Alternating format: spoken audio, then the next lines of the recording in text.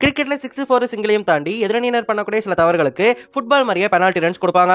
அப்படி இன்டர்நேஷனல் கிரிக்கெட்ல எப்பப்பெல்லாம் பெனால்டி ரன்ஸ் கொடுப்பாங்க, எதுக்காக கொடுப்பாங்க, இதுவரைக்கும் எந்தெந்த சம்பவங்களுக்கு இந்த பெனால்டி ரன்ஸ் கொடுத்திருக்காங்க அப்படிங்கிறது தான் நாம் இந்த வீடியோல விரிவா பார்க்க போறோம். சிம்பிளா சொல்லணும்னா இன்டர்நேஷனல் கிரிக்கெட்ல இதுவரைக்கும் பெனால்டி ரன் கொடுக்கப்பட்ட சம்பவங்களை தான் நாம் இந்த வீடியோல விரிவா பார்க்க போறோம். டைம் வேஸ்ட் பண்ணாம வீடியோக்குள்ள போயிடும். வீடியோக்குள்ள போறதுக்கு முன்னாடி யாதினலுக்கு சப்ஸ்கிரைப் பண்ணி வச்சுக்கோங்க. முதல்ல டேஞ்சரஸ் பிளே. ஒரு வீரரை காயம் ஏற்படுத்தும் வகையில எந்த ஒரு செயலை எதிரணியினர் செய்தாலுமே அதை டேஞ்சரஸ் பிளேன்னு சொல்லுவாங்க. இந்த மாதிரி டேஞ்சரஸ் பிளே பண்ணாங்க அப்படின்னு சொன்னா அதுக்கு 5 ரன் பெனால்ட்டியா கொடுப்பாங்க.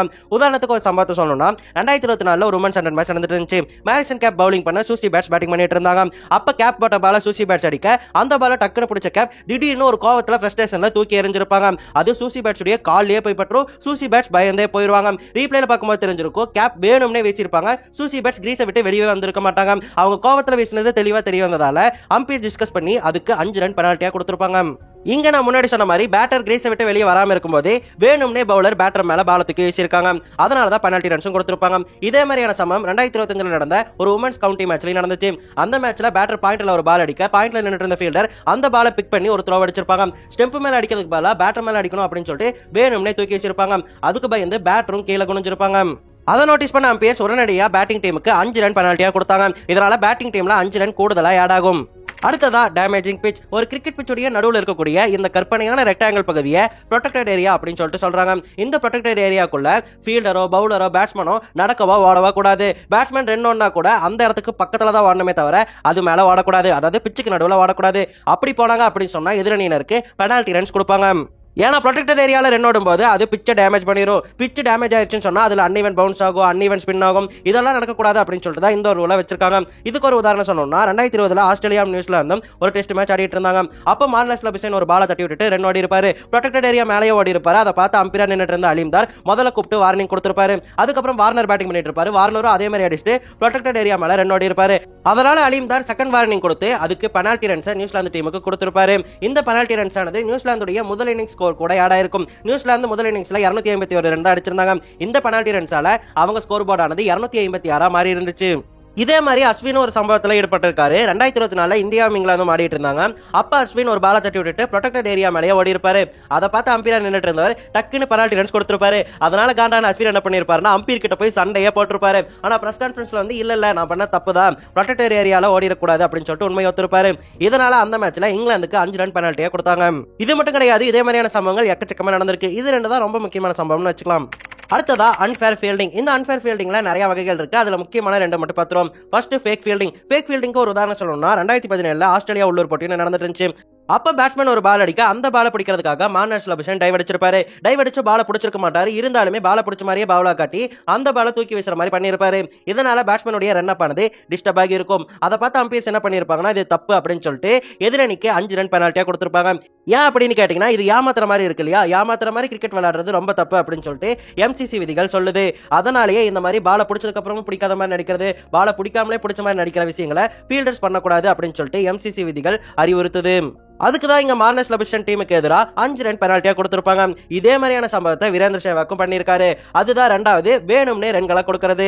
வேணும்னே ரன்களை கொடுக்கிறது அப்படிங்கிறது வேணும்னே ஓவர் த்ரோ அடிக்கிறது, வேணும்னே பவுண்டரிக்கு பால தட்டி விடுறது, இது எல்லாமே அடங்கும்.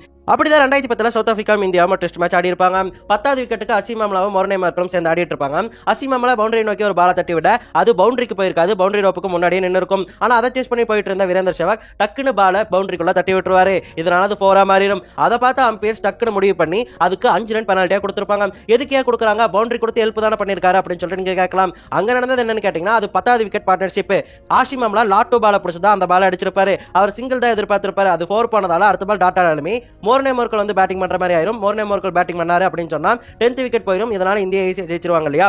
அப்படி ஜெயிக்கணும் அப்படிங்கிறதுக்காக தான் வீரேந்திர சேவாக் வேணும்னே அந்த பால பவுண்டரிக்குள்ள தட்டி விட்டுருப்பாரு. இந்த மாதிரி வேணும்னே பண்ணதால அதுக்கு 5 ரன் பெனால்ட்டியா கொடுத்திருப்பாங்க. மோர்னே மோர்கல் தான் அடுத்த பால்ல ஸ்ட்ரைக் இருக்கணும் அப்படின்னு சொல்லிட்டு அம்பையர் டிசைட் பண்ணிருப்பாங்க. அடுத்ததா ஃபீல்டர்ஸ் யூசிங் கியர்ஸ். இது என்ன அப்படின்னு பார்க்கிறதுக்கு முன்னாடி சம்பவத்தை முதல்ல பார்த்துருவோம். 2022 பாகிஸ்தானும் வெஸ்ட் இண்டீஸும் ஒரு ஓடி மேட்ச் ஆடிட்டு இருப்பாங்க. அப்ப அல்சரி ஜோசப் ஒரு பால் அடிக்க அந்த பாலை பிடிக்கிறதுக்கு ரிஸ்வான் கிளவுஸ் கழட்டி தூக்கி வச்சுட்டு ஓடி போய் பால் எடுத்திருப்பாரு. அந்த பாலை அவர் பிக் பண்ணி தூக்கி வீசுற சமயத்துல பாபர் அசம் குறும்புத்தனமா அவர் கழட்டி போட்ட கிளவுஸ் எடுத்து அவரே மாட்டிப்பாரு. மாட்டிக்கிட்டு ரிஸ்வான் வீசின பாலை டக்குன்னு பிடிச்சிருப்பாரு கிளவுஸ் யூஸ் பண்ணி. அப்படி பிடிச்சதை பார்த்து அம்பையர்ஸ் என்ன பண்ணிருப்பாங்கன்னா உடனடியா வெஸ்ட் இண்டீஸ்க்கு 5 ரன் பெனால்ட்டியா கொடுத்திருப்பாங்க. அப்படி பெனால்ட்டி கொடுத்ததுக்கு அப்புறம் பாபர் அசமே கள்ளத்தனமா சிரிப்பாரு. அது பாக்குறதுக்கே காமெடியா இருக்கும். சரி எதுக்காக இங்க பெனால்ட்டி ரன்ஸ் கொடுத்தாங்க கொடுத்தாங்க அப்படின்னு சொல்லிட்டு கேட்டீங்கன்னா, கிரிக்கெட்டை பொறுத்த வரைக்கும் விக்கெட் கீப்பர் மட்டும் தான் கிளவுஸ் அண்ட் பேட்ஸ் யூஸ் பண்ணணும். ஃபீல்டர்ஸ் கிளவுஸையோ பேட்ஸையோ யூஸ் பண்ணக்கூடாது. அப்படி மீறி யூஸ் பண்ணாங்க அப்படின்னு சொன்னா அதுக்கு பெனால்டி ரன்ஸ் கொடுப்பாங்க. அதனால தான் பாபர் அசம் இங்க கிளவுஸ் போட்டுட்டு பால பிடிச்சதுக்கு பெனால்டி ரன்ஸ் கொடுத்திருக்காங்க. ஏன் அப்படின்னா ஃபீல்டர்ஸும் கிளவுஸ் பேட்ஸ் யூஸ் பண்ணாங்க அப்படின்னு சொன்னா அது ஒரு கூடுதல் அட்வான்டேஜா போயிரும் இல்லையா எதிரணியினருக்கு. அந்த ஒரு காரணத்துக்காக இந்த ஒரு ரூல்ஸை வச்சிருக்காங்க. சரி, இந்த ரூல் நடந்தது வந்து ஜூன் மாசம். இது நடந்து 2 மாசம் கழிச்சு இதே மாதிரியான சம்பவம் இங்கிலாந்துல நடந்துச்சு. இங்கிலாந்துல நடந்த ஒரு உள்ளூர் போட்டியில கீப்பர் இதே மாதிரி கிளவுஸ் கீழே போட்டு ஓடி இருப்பாரு. அதை ஹாரி ஃபின்ச் அப்படிங்கிறவர் எடுத்து மாட்டிக்கிட்டு கீப்பர் வீசின பால டக்குன்னு பிடிச்சிருப்பாரு. அதை பார்த்து அம்பையர்ஸ் உடனடியா 5 ரன்ஸ் பெனால்ட்டியா கொடுத்திருப்பாங்க. அடுத்ததா ஃபீல்டிங் டீம் ஆக்சசரிஸ். இங்கிலாந்துல நடந்த ஒரு உள்ளூர் போட்டியில பேட்ஸ்மேன் ஒரு பால் அடிக்க ஃபீல்டர் அந்த பால பிடிக்க ஓடி இருப்பாரு. ஓடும்போது அவருடைய கேப் ஆனது கண்டு கீழே விழுந்துரும். கீழே விழுந்த உடனே கரெக்டா அந்த பால் ஆனது கேப் மேலே பட்டிருக்கும், பவுண்டரி தடுக்கப்பட்டிருக்கும். அதுக்கப்புறம் ஃபீல்டர் அந்த பாலத்துக்கு வீசி இருப்பாரு. அதை பார்த்து அம்பையர்ஸ் 5 ரன் பெனால்ட்டியா பேட்டிங் டீமுக்கு கொடுத்திருப்பாங்க. ஏன் அப்படின்னு கேட்டீங்கன்னா, ஃபீல்டிங் டீம் கிரவுண்டுக்குள்ள கொண்டு வரக்கூடிய எந்த பொருள்ல பால் பட்டாலுமே அதுக்கு 5 ரன் பெனால்ட்டியா கொடுப்பாங்க. ஏன்னா இந்த ரூல் இல்ல அப்படின்னு சொன்னா ஒரு பாட்டில பவுண்டரி பக்கத்துல வச்சதுக்கு அப்புறம் பாட்டில் மேல பால் பட்டுருச்சு அப்படின்னு சொன்னா பவுண்டரி இல்ல இல்லையா, அது அன்ஃபேர் அட்வான்டேஜா ஆயிரும். அதனால இந்த ரூலை வச்சிருக்காங்க. ஆக்சசரிஸ் அப்படிங்கிறது ஃபீல்டர்ஸ் உடைய கேப், அவங்களுடைய டி ஷர்ட் எல்லாமே அடங்கும். இது மேல பால் பட்டுச்சு தனியா இருக்கும்போது அப்படின்னு சொன்னா அதுக்கு 5 ரன் பெனால்ட்டியா கொடுப்பாங்க. அடுத்ததா ஸ்டாப் கிளாக் ரூல். இந்த ஸ்டாப் கிளாக் ரூல முக்கியமா T20 போட்டிகளை தான் பாக்குறாங்க. T20 போட்டிகளை பொறுத்த வரைக்கும் ஒரு ஓவர் முடிஞ்சு இன்னொரு ஓவர் போடுறதுக்கு 60 செகண்ட் மேல டைம் எடுத்துக்க கூடாது. அப்படி முதல் தடவை எடுத்தாங்க அப்படின்னு சொன்னா அதுக்கு வார்னிங் கொடுப்பாங்க. 2வது தடவையும் வார்னிங் கொடுப்பாங்க. 2 தடவை தாண்டி 3வது தடவை போகும்போது தான் அதுக்கு பெனால்டி ரன்ஸ் கொடுப்பாங்க. அப்படிதான் 2024 T20 வேர்ல்டு கப்ல யுஎஸ்ஏவும் இந்தியாவும் ஆடிட்டு இருப்பாங்க. அப்ப யுஎஸ்ஏ ஸ்லோ ஓவர் ரேட்ல போயிருப்பாங்க. அதுக்கு அம்பையர்ஸ் வார்னிங் கொடுத்திருப்பாங்க. 2 வார்னிங்க்கு அப்புறம் 3வது வார்னிங் கொடுக்கும்போது அதுக்காக 5 ரன் பெனால்ட்டியா இந்தியாவுக்கு கொடுத்திருப்பாங்க. இதனால இந்தியாவுடைய ஸ்கோர் ஆனது அப்ப 76 இருந்தது 81 மாறிச்சு. இதை அப்படியே கொஞ்சமா மாடிஃபை பண்ணி சிபிஎல்ல ரெட் கார்டு ரூல் அப்படின்னு சொல்லிட்டு கொண்டு வந்திருக்காங்க. அதை பத்தி நான் ஷார்ட்ஸ்ல பேசியிருக்கேன். டைம் கிடைச்சவங்க போய் அதை செக் பண்ணி பாருங்க. அடுத்ததா ஷார்ட் ரன். நம்ம கல்லி கிரிக்கெட்ல ஷார்ட் ரன் ஓடிட்டாங்க அப்படின்னு சொன்னா அதுக்கு நம்ம அதுக்கப்புறம் எடுத்த எல்லா ரன்களையும் கழிச்சிருவோம். அதுதானே பண்ணுவோம். ஆனா இன்டர்நேஷனல் கிரிக்கெட்டை பொறுத்த வரைக்கும் அப்படி பண்ண மாட்டாங்க. வேணும்னே ஷார்ட் ரன் ஓடினா அதுக்கு பெனால்டி ரன்ஸ் கொடுப்பாங்க. உதாரணத்துக்கு 2021 பிபிஎல்ல ஆல்பர்ட் ஹரிகன்ஸும் மெல்பர்ன் ஸ்டார்ஸும் ஆடிட்டு இருந்தாங்க. அப்ப நம்ம ஆர்சிபி பிளேயரான டிம் டேவிட் என்ன பண்ணிருப்பாருன்னா ஒரு பால் அடிச்சுட்டு ரன் ஓடி இருப்பாரு. அப்படி ஒன்னவர் வேணும்னே கிரீஸுக்கு முன்னாடி பேட்டை வச்சுட்டு 2 அழுத்தி ஓடி இருப்பாரு. அதை பார்த்து அம்பையர் ஷார்ட் ரன்ல அந்த ஒரு ரன்னையும் கழிச்சுட்டு அதுக்காக 5 ரன் பெனால்ட்டியா மெல்பர்ன் ஸ்டார்ஸ்க்கு கொடுத்திருப்பாங்க. இதனால மெல்பர்ன் ஸ்டார்ஸ் அடுத்த இன்னிங்ஸ் ஆடும்போது அவங்க ஸ்கோர் 0ல இருந்து ஸ்டார்ட் ஆகாம 5ல இருந்து ஸ்டார்ட் ஆகியிருக்கும். அடுத்ததா பால் டேம்பரிங். பால் டேம்பரிங் பண்ணா பேன் பண்ணுவாங்க அப்படின்னு சொல்லிட்டு எல்லாருக்கும் தெரியும். ஆனா இன்டர்நேஷனல் கிரிக்கெட் விதிகளான எம்சிசி விதிகள் படி பால் டேம்பரிங் நடந்துருச்சு அப்படின்னு சொன்னா அதுக்கு 3 விஷயங்கள் பண்ணுவாங்க. முதல்ல ஃபைன் போடுவாங்க, அதுக்கப்புறம் பாலை சேஞ்ச் பண்ணுவாங்க, அதுக்கப்புறம் தேவைப்பட்டா 5 ரன் பெனால்ட்டியா கொடுப்பாங்க. உதாரணத்துக்கு 2013 பாகிஸ்தானும் சவுத் ஆப்பிரிக்காவும் டெஸ்ட் மேட்ச் ஆடிட்டு இருப்பாங்க.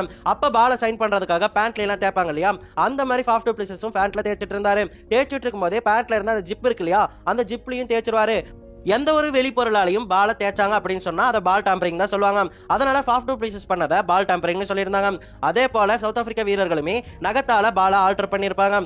அதனால பால பிடிங்க பால சேஞ்ச் பண்ணிருப்பாங்க. சேஞ்ச் பண்ணிட்டு பாகிஸ்தானுக்கு 5 ரன் பெனால்ட்டியா கொடுத்திருப்பாங்க. அதோட நிக்காம டூப்ளிசஸ்க்கு 50% மேட்ச் ஃபீ ஃபைனா போட்டிருப்பாங்க. இதே மாதிரி பாகிஸ்தானுக்கு ஒரு சம்பவம் நடந்திருக்கு. அது என்னன்னு கேட்டீங்கன்னா 2006 இங்கிலாந்தும் பாகிஸ்தானும் ஓவல்ல ஒரு டெஸ்ட் மேட்ச் ஆடிட்டு இருப்பாங்க. அப்ப மேட்சுக்கு நடுவில் டேரலர் அப்படிங்கிற பேர் டக்குனு பால பிடிங்கி பால ஆல்டர் பண்ணிருக்காங்க. இது பால் டேம்பரிங் அப்படின்னு சொல்லிட்டு ஒரு குற்றச்சாட்டை வச்சு பால் டேம்பரிங்க்கு 5 ரன் பெனால்ட்டியா கொடுத்திருப்பாரு. பாலையும் சேஞ்ச் பண்ணிருப்பாரு. இதை பார்த்து காண்டான கேப்டனா இருந்த இன்சமா மல்லக் என்ன பண்ணிருப்பாருன்னா, தப்பா கொடுத்துட்டீங்க, நாங்க பால் ஆல்டர் பண்ணவே இல்லை அப்படின்னு சொல்லிட்டு உடனடியா தன்னுடைய டீம்மேட்ஸ் எல்லாத்தையும் கூட்டிட்டு போய் ட்ரெஸ்ஸிங் ரூம்ல வச்சு போராட்டம் பண்ணிருப்பாரு. இதனால அந்த மேட்ச் பாதியில நின்னு போயிரும். அடுத்ததா கீப்பர் ஹெல்மெட். நான் முன்னாடி சொன்ன மாதிரி ஃபீல்டிங் டீம் கொண்டு வரக்கூடிய எந்த ஒரு பொருளையுமே கிரவுண்ட்ல வச்சிருக்கும் போது அது மேல பால் பட்டா அதுக்கு 5 ரன் பெனால்ட்டியா கொடுப்பாங்க. அப்படிதான் கீப்பர்ஸ் ஹெல்மெட்டுக்கும் இதை நிறைய பேர் பார்த்திருப்பீங்க. அதுல சுவாரஸ்யமான சம்பவங்கள் சொல்லணும் அப்படின்னு சொன்னா 2025 நியூசிலாந்து பங்களாதேஷும் ஒரு லிஸ்டே மேட்ச் ஆடிட்டு இருப்பாங்க. அந்த மேட்ச்ல கீப்பர் எங்க நிக்கிறான்னு பாருங்க. கீப்பிங் நிக்க சொன்னா ஸ்லிப்ல போய் நின்னுட்டு இருக்காரு. அதனால என்னவோ பவுலர் ஒரு பால போட அந்த பால் நேரா பேட்ஸ்மேன் விட்ட உடனே ஹெல்மெட் மேலேயே போய் பட்டுரும். இதனால ஹெல்மெட்டும் பறந்துரும். 5 ரன் பெனால்ட்டியா நியூசிலாந்துக்கு கிடைச்சிருக்கும். அந்த கீப்பர் எதுக்காக அப்படி ஃபீல்டிங் நின்னான்னு சொல்லிட்டு இப்போ வரைக்கும் எனக்கு தெரியலங்க. இந்த மாதிரி நிறைய முறை பால் ஆனது ஹெல்மெட் மேல பறதை நீங்க பார்த்திருப்பீங்க. ஆனா ஒரே மேட்ச்ல 2 முறை இந்த மாதிரி ஹெல்மெட் மேலேயே பால் பட்டிருக்கு. 2022 நியூசிலாந்து பாகிஸ்தானும் ஒரு டெஸ்ட் மேட்ச் ஆடிட்டு இருப்பாங்க. முதல் இன்னிங்ஸ்ல கேன் வில்லியம்சன் பேட்டிங் பண்ணிட்டு இருக்கும்போது நோ மேன் ஒரு பால வச்சிருப்பாரு. அந்த பால சர்ஃபேஸ் ஆகும்போது கவட்ட கடியிலே விட்டுருவாரு. அதனால பால் ஹெல்மெட் மேல பட்டு பால் 4க்கே ஓடி இருக்கும். அது 4ஏ போயிருந்தாலுமே 5 ரன் பெனால்ட்டி தான் முதல்ல கொடுப்பாங்க. அதனால 5 ரன் பெனால்ட்டியா கொடுத்திருந்தாங்க. அதே மாதிரி 2வது இன்னிங்ஸ்ல லேத்தம் பேட்டிங் பண்ணிட்டு இருப்பாரு, அப்ரார் பவுலிங் பண்ணிருப்பாரு. இந்த தடவையும் சர்ஃபேஸ் ஆகும்போது மறுபடியும் கவட்ட கடியில விட்டுருப்பாரு. அப்படி விட்டதால மறுபடியும் ஹெல்மெட்ல பட்டிருக்கும். அப்படிப்பட்டதால மறுபடியும் 5 ரன்ஸ் பெனால்ட்டியா கொடுத்திருப்பாங்க. இதனால அந்த ஒரு மேட்ச்ல 10 ரன் ஃப்ரீயா வாங்கி இருப்பாங்க நியூசிலாந்து டீம். இதே மாதிரி இன்னொரு சம்பவம் இருக்கு. இந்த சம்பவத்தை பாத்தீங்கன்னா ஸ்மாலஸ்ட் சிக்ஸ் இன் கிரிக்கெட் அப்படின்னு சொல்லிட்டு குறிப்பிடுறாங்க. 2002ல பாகிஸ்தானும் ஸ்ரீலங்காவும் ஆடிட்டு இருந்தாங்க. அப்ப பாகிஸ்தான் பேட்ஸ்மேன் ரஷீத் லாட்டிப் ஒரு ஸ்வீப் ஷாட்டுக்கு போயிருப்பாரு. ஆனா அது ஸ்கூப்பா மாறி பால் பேட்ல பட்டு எட்ஜ் புடுங்கி கீப்பருடைய தலைக்கு மேலேயே போய் கீப்பர் பின்னாடி வச்சிருந்த ஹெல்மெட் மேலேயே பட்டுரும். இதனால 5 ரன் பெனால்ட்டியா கொடுத்ததோட அவங்க 1 ரன் ஓடி இருந்ததால 6 ரன் மொத்தமா கொடுத்திருப்பாங்க. இதனால இந்த ஒரு சம்பவத்தை தான் ஸ்மாலஸ்ட் சிக்ஸ் இன் கிரிக்கெட் அப்படின்னு சொல்லிட்டு நிறைய பேர் குறிப்பிடுறாங்க. அடுத்ததா கீப்பர் கிளவுஸ். கீப்பருடைய ஹெல்மெட் மேல பட்டா மட்டும் 5 ரன் கொடுக்க மாட்டாங்க. கீப்பர் வச்சிருக்கக்கூடிய கிளவுஸ் மேல பட்டாலுமே 5 ரன் கொடுப்பாங்க. அதாவது கீழே கழட்டி வச்சிருக்கும் போது. அப்படியான சம்பவங்கள் என்னென்ன அப்படின்னு சொல்லிட்டு கேட்டீங்கன்னா 2022 T20 வேர்ல்ட் கப்ல சவுத் ஆப்பிரிக்காவும் ஜிம்பாப்வேவும் ஆடி இருப்பாங்க. அப்ப ஜிம்பாப்வே பேட்ஸ்மேன் ஒரு பாலை தட்டி விட்டுட்டு 2-1 ஓடி இருப்பாரு. சவுத் ஆப்பிரிக்கா ஃபீல்டர் அந்த பாலை எடுத்து வீச அந்த பாலை பிடிக்கிறதுக்காக குவிண்டன் டி காக் ஈஸியா இருக்கணும் அப்படிங்கிறதுக்காக எப்பவும் போல கிளவுஸ் கழட்டி தூக்கி வச்சுட்டு பாலை பிடிக்க போயிருப்பாரு. ஆனா போகும்போது கரெக்டா அந்த பால் ஆனது கீப்பருடைய கிளவுஸ் மேலேயே பட்டுரும். அப்படிப்பட்டதால ரீப்ளே பண்ணி பார்த்துட்டு அம்பையர்ஸ் அதுக்கு 5 ரன்ஸ் கொடுத்திருப்பாங்க. இதை பார்த்து சவுத் ஆப்பிரிக்கா வீரர்கள் எல்லாருமே கன்ஃபியூஸ் ஆயிருவாங்க. ஏன் அப்படின்னு கேட்டீங்கன்னா ஹெல்மெட் மாதிரி தான். ஹெல்மெட் மேல பட்டாலுமே பிளே வந்து டிஸ்டர்ப் ஆகும் இல்லையா, அந்த மாதிரி கீப்பர் கிளவுஸ் மேல பால் பட்டாலுமே அங்க ஏதாவது ஒரு ரன் பாதிப்படையுது இல்லையா, அதனாலதான் இந்த ரோலை வச்சிருக்காங்க. இதே மாதிரி தோனியும் பண்ணிருக்காரு. தோனி அப்படி பண்ணதால கோலி காண்டாகி தோனியவே திட்டி இருக்காரு. 2017 சாம்பியன்ஸ் டிராஃபில இந்தியாவும் பங்களாதேஷும் ஆடிட்டு இருப்பாங்க. அப்ப தோனி இதே மாதிரி ஒரு பாலை பிடிக்கிறதுக்காக க்ளோஸ் கழட்டி வச்சுட்டு பாலை பிடிக்க போயிருப்பாரு. பாலை பிடிச்சிட்டு அதுக்கப்புறம் ஸ்டெம்ப் மேல த்ரோ அடிக்கும் போது ஸ்டெம்ப் மேல படாம இவர் கழட்டி வச்சிருந்த க்ளவுஸ் மேலேயே அந்த பால் பட்டுரும். அப்படிப்பட்டதால அதை பார்த்த அம்பையர்ஸ் அதுக்கு 5 ரன் பெனால்ட்டியா கொடுத்திருப்பாங்க. 5 ரன் பெனால்ட்டியா கொடுத்ததால கோவமாகி கோலி கத்தியிருப்பாரு. ஃபர்ஸ்ட் பார்க்கும்போது தலையை திட்டி கத்துற மாதிரி இருக்கும். ஆனா அதுக்கப்புறம் தான் அம்பீரை பார்த்து கத்தியிருக்காரு அப்படிங்கிறது நமக்கு தெரிய வரும். சரி, ஓகே மக்களே, அவ்வளவுதான் பெனால்ட்டி ரன் சம்பவங்கள். இது மட்டும் தானா அப்படின்னு சொல்லிட்டு கேட்டீங்கன்னா இல்ல, இன்னும் நிறையவே இருக்கு. ஆனா பதிவு செய்யப்பட்டது வீடியோல ரெக்கார்ட் ஆனது மட்டும் தான் நான் இங்க அதிகமா பேசியிருக்கேன். அதை தாண்டி நிறைய இருக்கு. அதை நான் இன்னொரு நாள் சொல்றேன். மறக்காம சப்ஸ்கிரைப் பண்ணி வச்சுக்கோங்க. இந்த வீடியோக்கு லைக் போட்டுருங்க, கமெண்ட் பண்ணுங்க. சோ அப்பதான் நிறைய வீடியோஸ் போட முடியும். ப்ளீஸ் பண்ணிருங்க.